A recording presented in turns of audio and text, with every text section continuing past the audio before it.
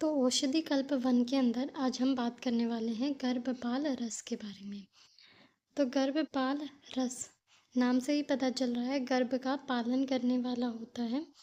गर्भपाल रस जो है मार्केट में अलग अलग बॉटल्स में अलग अलग कंपनीज का अवेलेबल है। उनमें से कुछ की फ़ोटो ये हमने यहाँ पर दिखा रखी है। गर्भपाल रस गर्भ का पालन करेगा ताकि गर्भ का स्राव या गर्भपात न हो, ना तो मिसकैरेज हो ना ही अबॉर्शन हो। इसका रोगाधिकार जो है वो स्त्री रोगाधिकार है। रेफरेंस इसकी है रस तंत्र सार एवं सिद्ध प्रयोग संग्रह प्रथम खंड। ये जो बुक है इसके अंदर कोई भी श्लोक अवेलेबल नहीं है, इसलिए इसका श्लोक भी यहाँ पर नहीं दे रखा है। तो इसके घटक द्रव्य हम देखते हैं। इसके घटक द्रव्य हम याद कैसे करेंगे? तो ये जो है गर्भ का पालन करने वाला होता है। तो प्रेगनेंसी के दौरान जो जो प्रॉब्लम्स होती हैं उनको हम याद रखते हैं। तो सबसे जो मेजर प्रॉब्लम है वो रहती है गेस्टेशनल डायबिटीज़ की, यानी कि प्रेगनेंसी के दौरान डायबिटीज़ होना, और अरुचि रहती है उस टाइम पर, नोज़िया और वोमिटिंग की सेंसेशन रहती है, अरुचि रहती है, पाचन अच्छे से नहीं हो पाता। तो उनको देखकर ही हम सारे इंग्रेडिएंट्स याद रखते हैं इसके। और आयरन की डेफिशिएंसी एक कॉमन प्रॉब्लम रहती है। तो सबसे पहले इसके अंदर डला हुआ है हिंगुल या फिर चूर्ण पारद, HGS। ये जो है रेडिश कलर का होता है। ये एक रस है, तो इसके अंदर डेफिनेट सी बात है पारद तो होगा ही होगा, और पारद के साथ नॉर्मली गंधक भी मिलता ही है। गेस्टेशनल डायबिटीज़ को ओवरकम करने के लिए इसमें 2 भस्म डली हुई हैं, नाग भस्म और वंग भस्म। ये दोनों हम याद रख लेंगे गेस्टेशनल डायबिटीज़ से। इसके अलावा इसके अंदर डला हुआ है त्रिजात या त्रिसुगंधी, त्वग, एला और पत्र। ये तीनों जो हैं त्रिसुगंधी होते हैं और अरुचि को दूर करने वाले होते हैं, जिससे कि नोज़िया और वोमिटिंग की सेंसेशन नहीं होती है। इसके अलावा इसमें है शुंठी, मरीच और पिपली, यानी कि हमारा त्रिकटु। ये जो है अच्छे से पाचन करवाने वाला होता है। इसके अंदर 3 हमने इम्पोर्टेंटली याद रखने हैं, बाकी तो याद रह जाते हैं। धान्य, कृष्ण जीरा और जव्य, ये तीनों भी जो हैं त्रिकटु की तरह काम करते हैं, दीपन और पाचन करवाने वाले होते हैं। देन आयरन की डेफिशिएंसी को पूरा करने के लिए इसमें डली हुई है लौह भस्म, और जो द्राक्षा है ये भी आयरन की डेफिशिएंसी को फुलफिल करता है। इसके अलावा ये जो है गर्भ का पालन हो गया। गर्भ का पालन करने के लिए लास्ट में किसकी कामना करते हैं? देव की। तो देव के लिए यहाँ पर भगवान की एक लकड़ी डली हुई है जिसका नाम क्या है? देव दारू। कि अब लास्ट में जो है हम सब कुछ भगवान पर छोड़ देते हैं कि अब भगवान जो है गर्भ का पालन करेंगे। तो ये सारी चीज़ें, इसमें सब कुछ जो है वो एक एक कर्ष ही डला हुआ है। सिर्फ लौह भस्म जो है वो आधी कर्ष है, क्योंकि आयरन की फुलफिलमेंट के लिए द्राक्ष और लौह भस्म दोनों हैं, तो लौह भस्म यहाँ पर आधी कर्ष डली हुई है। भावना इसमें रहती है अपराजिता स्वरस की। अपराजिता, अपराजिता के अंदर 2 वर्ड्स हैं, अपरा और जिता।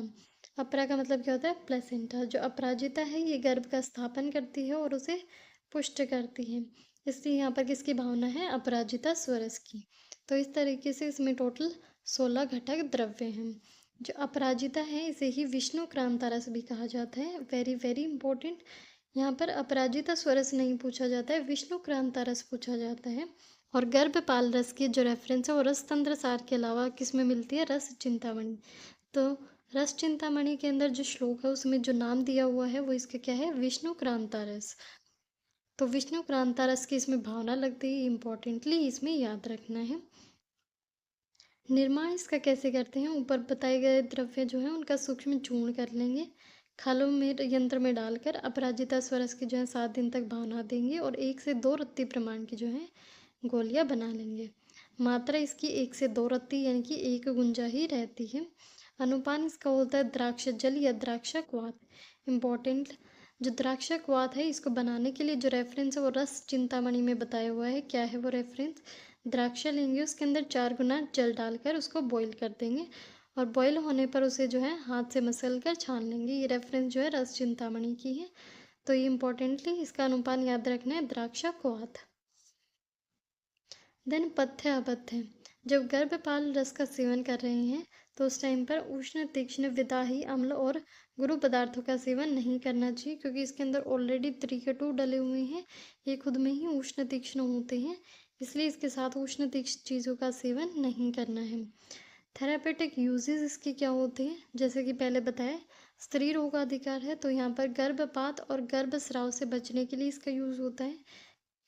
गर्भिणी रोगों में इसका यूज़ होगा, प्रदरशूल में इसका यूज़ होता है, शिरो रोग है या फिर छर्दी है कि वोमिटिंग की सेंसेशन हो रही है वहाँ पर यूज़ होगा, अग्नि मंद है भोजन का अच्छे से पाचन नहीं हो रहा तो यूज़ करेंगे, या फिर विबंध है तो वहाँ पर भी इसका यूज़ किया जा सकता है।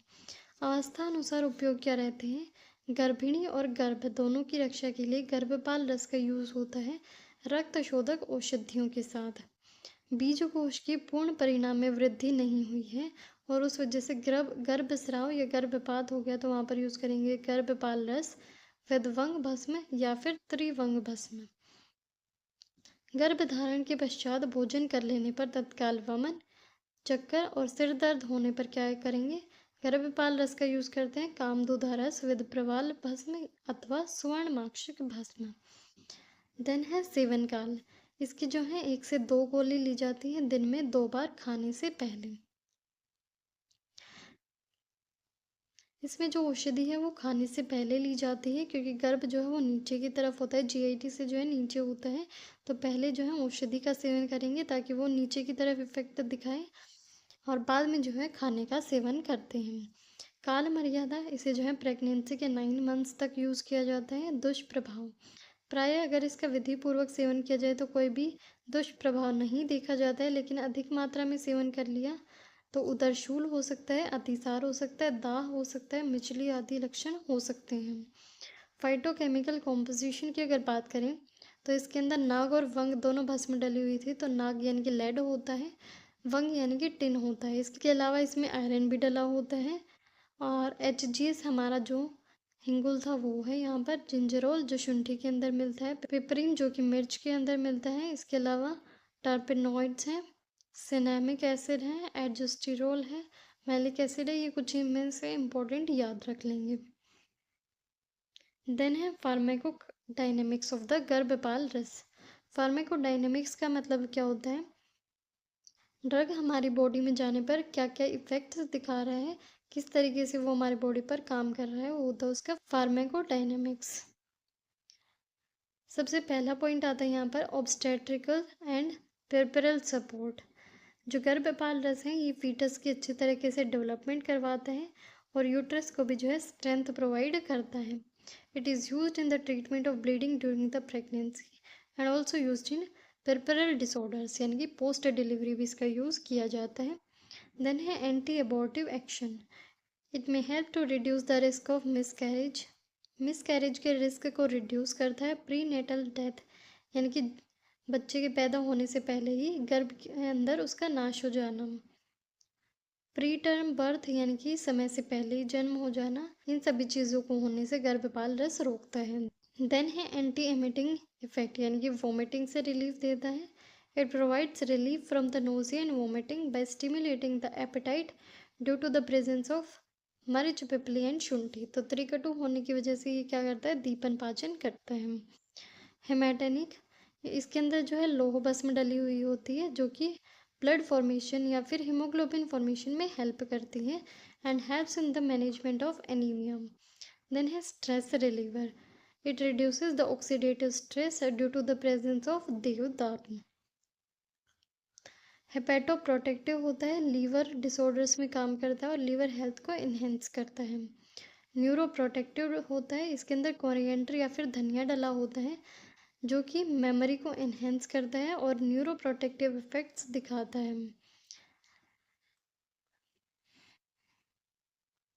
देन है इसकी फार्माकोकाइनेटिक्स। फार्माकोकाइनेटिक्स का मतलब होता है what the body does to the drug.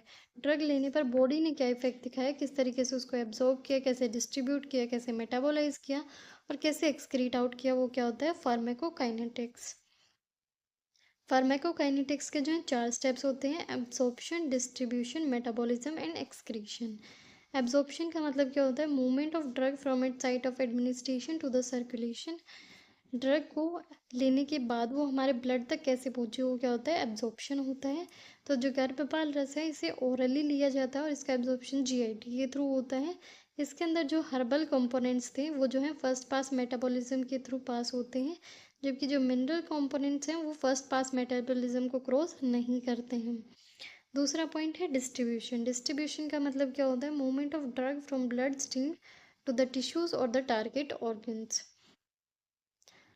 Blood में पहुंचने के बाद वो टिश्यूज तक कैसे पहुंचता है, वो उसका डिस्ट्रीब्यूशन होता है। In circulation the formulation binds with the plasma proteins. जैसे ही गर्भपाल रस हमारे ब्लड में पहुंचा तो वो प्लाज्मा प्रोटीन्स के साथ बाइंड कर जाएगा।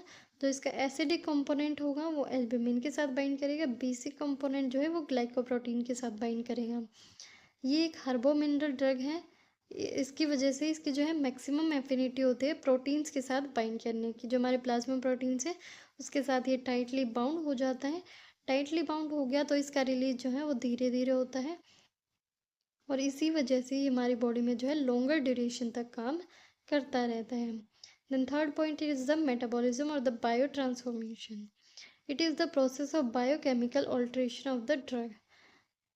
इसके अंदर जो है नॉन पोलर कंपाउंड्स को जो है पोलर कंपाउंड्स में कन्वर्ट कर दिया जाता है, ताकि वो बॉडी से इजीली एक्सक्रीट आउट किए जा सके। तो ये क्या है? बायोकेमिकल ऑल्ट्रेशन है।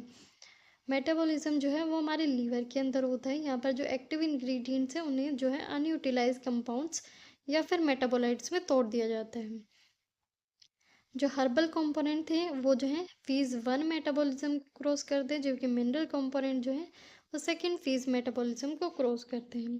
फर्स्ट फेज़ मेटाबॉलिज्म के अंदर जो बिल्कुल नॉन पोलर कंपाउंड्स थे उन्हें जो है पोलर में कन्वर्ट कर दिया जाता है, और जो सेकेंड फेज़ मेटाबॉलिज्म है उसके अंदर जो थोड़े बहुत पोलर होते हैं उन्हें हाईली पोलर में कन्वर्ट कर दिया जाता है। Through metabolism, the non-polar component is converted into the polar component, which can be easily excreted out by the kidney. Then fourth is excretion. जो मेटाबोलाइट्स बने मेटाबॉलिज्म के बाद वो उनका एक्सक्रीशन होता है यूरिन और फीसिस के थ्रू। जो हर्बल मेटाबोलाइट्स होंगे उनका एक्सक्रीशन होगा यूरिन के थ्रू। जो मिनरल मेटाबोलाइट्स होंगे उनका एक्सक्रीशन होता है बाइल और फीसिस के थ्रू। लास्ट में अगर इसके रिसर्च अपडेट्स की बात करें तो जब इसके ऊपर जो रिसर्च हुई है उनसे पता चला है कि जो है वोमिटिंग या फिर नोज़िया को कंट्रोल करने में काफ़ी हेल्पफुल होता है। It is difficult to completely prevent pregnancy induced nausea and vomiting as it is a natural phenomenon. However, from study, it seems that Garbhapal does prevent nausea and vomiting to become a major problem, and also limits the periods of nausea and vomiting in the present study, and improves the hemoglobin level. तो ये जो है nausea और vomiting को जो है major problem नहीं बनने देता, और जो उनका ड्यूरेशन है उसको रिड्यूस कर देता है। देन सेकेंड एक और रिसर्च अपडेट के अंदर इसके एडमिनिस्ट्रेशन से जो है हीमोग्लोबिन कंसंट्रेशन में जो है इंक्रीज देखा गया है प्रेग्नेंट वुमेन के अंदर। So this was all about Garbhpal Ras. तो ये हमारे यहाँ पर कंप्लीट हो जाता है।